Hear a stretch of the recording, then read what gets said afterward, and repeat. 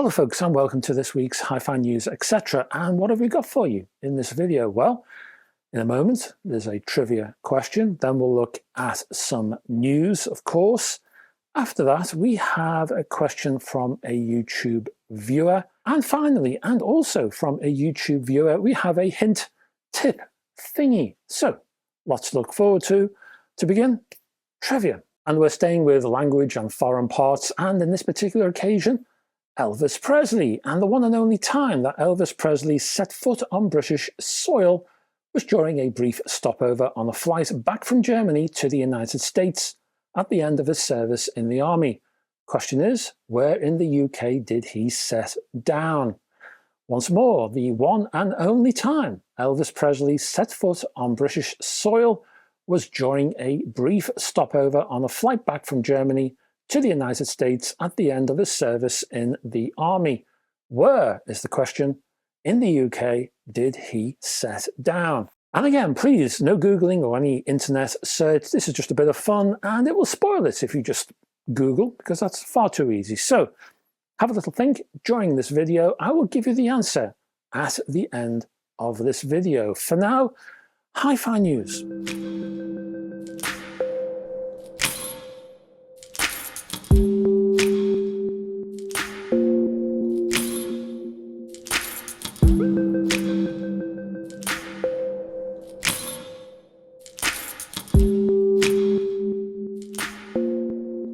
And we start with NAD, and it's the CS1 streamer we're talking about this time around. Now, NAD has announced, well, let's talk about the official title. It's called the CS1 Endpoint Network Streamer, and it's quite compact and, well, quite minimalist, I would say, too. It can support audio up to 24-bit 192. It features Bluetooth, Ethernet, dual-band Wi-Fi, and supports Apple AirPlay 2, Google Cast, Spotify Connect, Tidal Connect, and Roon. The certification for network sharing via DNLA and UPnP protocols means you don't have to install a dedicated app to use the CS1. You can control playback with the music apps you already have and use on a day-to-day basis via your phone, tablet, and computer.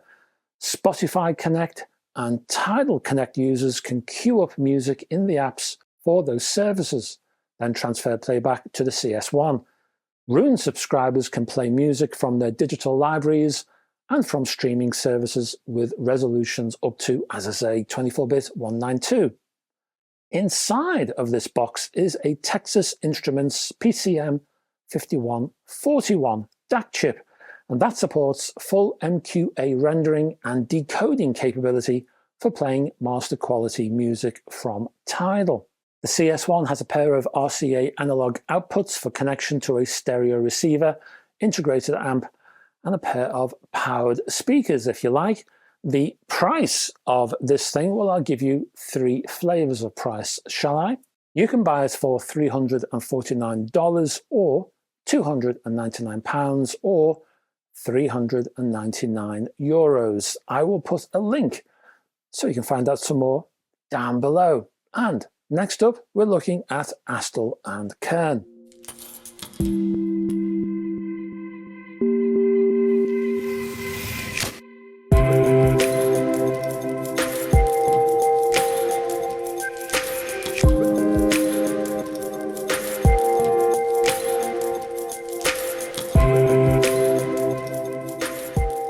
New from the Korean outfit is this rather dinky USB DAC. This one looks to replace the PEE51. This new HC3 includes a dual ESS ES9219 MQ DAC chipset.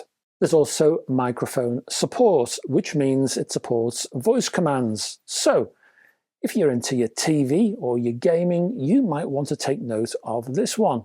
You can hook this one up to a PC or a Mac, or even a phone or even a tablet, and it carries a USB-C port, drawing power from the device itself, so you don't have to charge it up before use. If you run an iOS device, there is a USB-C to Lightning adapter included. The HC3 supports music up to 32-bit 384 kHz in PCM mode and native DSD256. Price is £199.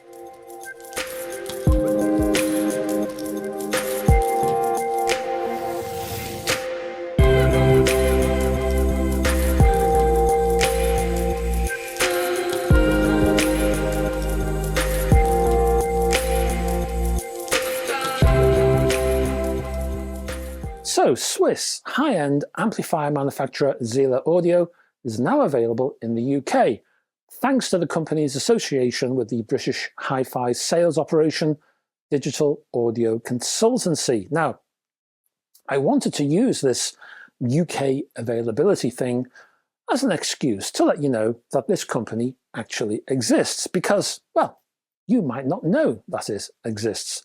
Handmade in Switzerland, ZEILER Audio offers just two valve amplifiers, the PR01 and the PA01. One's a preamp, one's a power amp. The amplifiers are precision CNC milled from a solid aluminium billet with a bead blasted treatment, an anodized finish, plus ceramic coating. Both designs have a power supply mounted on a suspended sub-chassis to mechanically isolate them from the audio circuits that surround them. Further features include manually channel-matched parts to close tolerances with hand soldering point-to-point, oversized choke-regulated power supplies with custom-made power transformers, plus cryogenically treated internal OFC copper wiring. The PR01 preamp is a single-ended pure triode Class A design, and you get 4 inputs. The 2x10 watt single-ended PA01 power amplifier is based on a triode configuration, and that uses KT150 valves alongside ECC83 valves in the output stage. It offers impedance matching for either 4 and 8 ohms, and if you want 16 ohms, then tell the company and they'll insert that at the factory at your request. Both amplifiers are available to order and are priced at a, well, rather healthy £29,950 each.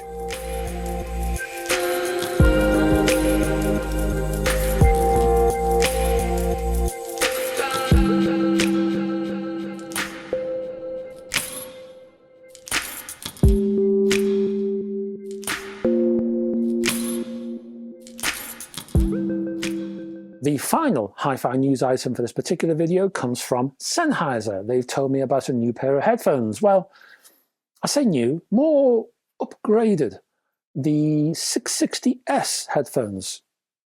They've been upgraded to a sort of Mark II version. Now, according to the company, the S2 release features, and I quote, a more dramatic listen with greater intensity from the enhanced sub-bass tuning, extracting dynamic impact and emotion from audio enthusiasts' favorite recordings. So now you know, hey. In tech terms, that means an improved transducer airflow and a refined voice coil. Now, if we move past the colourful language from Sennheiser, in basic terms, what I've heard from others is that the S2s, well, they have a smoother, maybe warmer sound output when compared to the original 660S, at any rate. Designed in Germany and manufactured at Sennheiser's production facility in Ireland, the transducer surround drops the resonant frequency from the original 110 Hz all the way down to 70 Hz for the Mark IIs. The Mark II ships with two 1.8 meter cables that can be detached by the user. The first cable features a 6.3mm single-ended stereo connection, and there's a 3.5mm converter if you need that. The second cable goes balanced, and on the end of that cable is a 4.4mm Pentacon. Price for the Mark IIs, either £499 or €599. Next up, viewer questions. Well, a viewer question.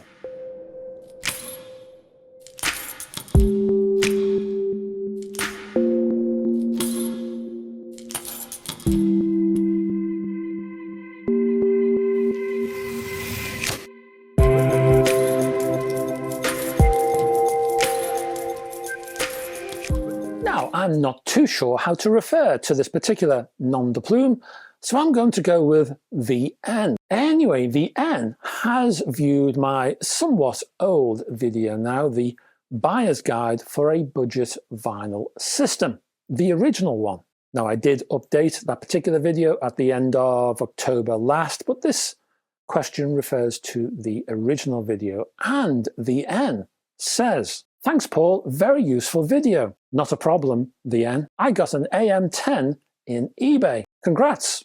Hope you got yourself a good deal. And I'm planning to get a Riga Planner 1. Yes, a wise choice. I was thinking about the Q Acoustics 3030Is. Another wise choice. You're full of wise choices at the moment, VN, which are nicely priced now, only £20 more than the 3020Is. Are they really? I haven't checked, but that's not a bad deal, is it? I was wondering if the AM10 would be enough power for the 3030Is. Thanks for making these videos. Well, I think you'll be fine, actually. The AM10, produced by Cambridge, but now deleted, will give you 35 watts.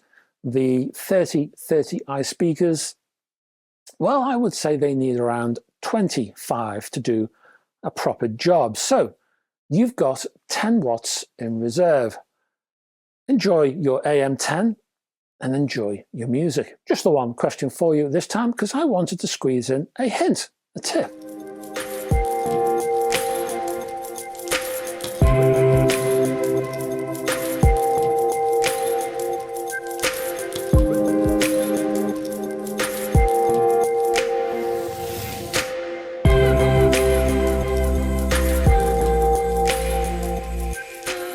Now, the hint tip I have for you this week comes from a YouTube viewer named Martin Caseman.